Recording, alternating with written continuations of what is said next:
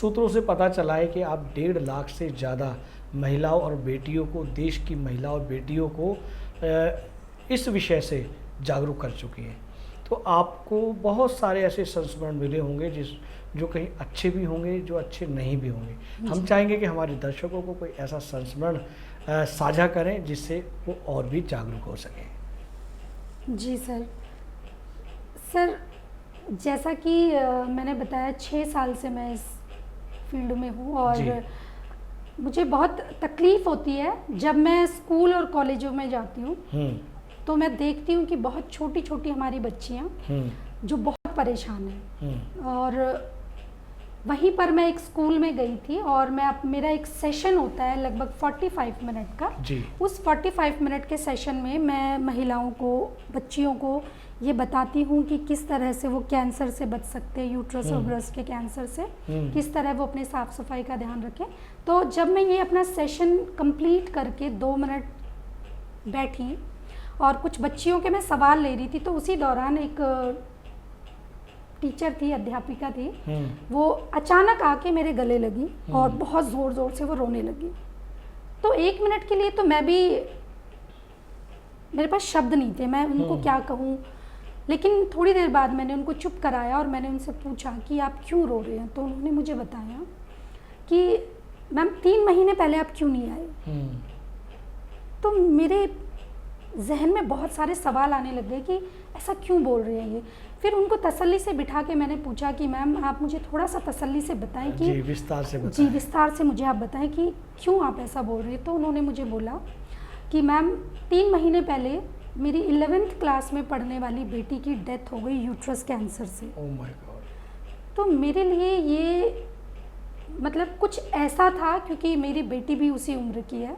तो ये सुनते ही मैं उस माँ की, उस टीचर की जो दुख थी, पीड़ा थी, मैं उसको समझ सकती थी। क्योंकि मैं खुद भी एक बेटी की, अगर मेरी बेटी को ऐसा हो जाता तो मैं क्या करती। तो मैंने उनसे प्रश्न किया कि आपको ऐसा क्यों लगा कि मैं 3 महीने पहले आती तो आपकी बेटी को बचा सकती थी। तो उन्होंने बताया कि मैम आपने जो सेशन में जितनी चीज़ें बताई मेरी बेटी के साथ, वो सारी चीज़ें हुई थी और आप उन सभी चीज़ों का सॉल्यूशन हमें देते हो। तो मैं उम्मीद करती थी कि अगर आप 3 महीने पहले आते तो शायद मेरी बेटी आज इस दुनिया में होती। तो इस तरह के बहुत सारे संस्मरण हैं सर, अगर मैं गिनवाने बैठूं तो मतलब सुबह से शाम हो जाएगी।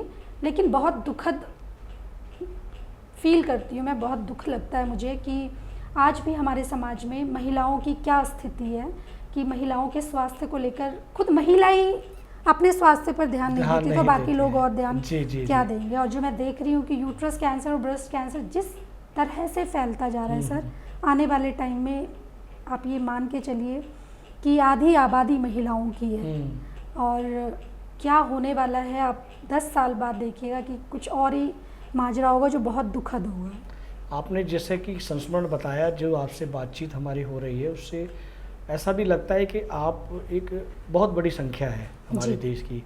हम भारत की बात करें तो 140 करोड़ जनसंख्या और आधी आबादी की बात करें तो बहुत बड़ी संख्या है। एक व्यक्ति, आप या आप जैसे 2, 4, 10 सैकड़ों लोग भी अगर जागरूक करते हैं तो इतनी बड़ी जनसंख्या को नहीं रोक सकते कि वो उनकी मृत्यु दर को कम किया जाए।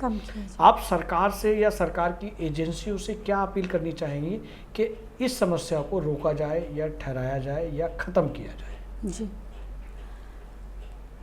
सरकार से मैं ये अपील करना चाहूँगी कि सबसे पहले तो जितनी भी सरकारी संस्थाएं हैं सरकार के द्वारा जो चलाई जा रही है, उनको ये मापदंड तय करना पड़ेगा कि किस तरह की चीज़ें मासिक धर्म के लिए इस्तेमाल करने के लिए जो महिलाओं तक पहुंचाई जा रही है वो उनका एक मापदंड होना चाहिए कि वो सही है या गलत है। क्योंकि अभी यही नहीं पता कि आज अगर हम बात करें तो मार्केट में बहुत सारे ऐसी चीज़ें हैं जो हम अपने मासिक धर्म में इस्तेमाल करते हैं, लेकिन बहुत सारी चीज़ें उनमें से मैं कहूँगी 99% पैड्स या चीज़ें ऐसी हैं जो कहीं ना कहीं हमें उस तरफ धकेल रही है। तो सरकारी संस्थाओं से मैं ये कहना चाहूँगी कि आप थोड़ा सा मापदंड तय करें कि जो भी चीज़ महिलाओं के लिए मासिक धर्म के लिए आ रही है क्या वो सही है। कहीं ऐसा तो नहीं है कि उससे महिलाएं मौत के मुंह में ज़्यादा पहुंच रही हैं। एक तो ये देखें और दूसरा ये देखें कि डॉक्टरों को थोड़ा सा ये बताएं, अवेयर करें कि वो भी इंसान है, डॉक्टर भी इंसान है देखिए, और तमाम देश के हम उन्हें भगवान मानते हैं। तमाम देश के सरकारी और असरकारी डॉक्टर्स जो हैं उनके लिए आप कहना चाहेंगे? जी, उनके लिए मैं यही कहना चाहूँगी कि आपके पास एक मरीज़ बहुत उम्मीद और आस लेकर आता है जी, और आप वो उम्मीद और आस उसकी टूटने ना दें, तो आप कुछ ऐसा करें। मैं जैसे बहुत सारे डॉक्टर्स से मिलती हूँ, बहुत सारे सरकारी संस्थाओं से भी मैं मिली हूँ, और मैंने ये अपनी एक बात उन तक रखी है। मैं चाहती हूँ कि मेरी वो बात, मैं अकेले उसको पूरी दुनिया में नहीं पहुंचा सकती, तो मैं चाहती हूँ कि सरकार के ज़रिए और डॉक्टर्स के ज़रिए मेरी वो बात पहुँचे, और महिलाओं के यूट्रस कैंसर और ब्रेस्ट कैंसर का जो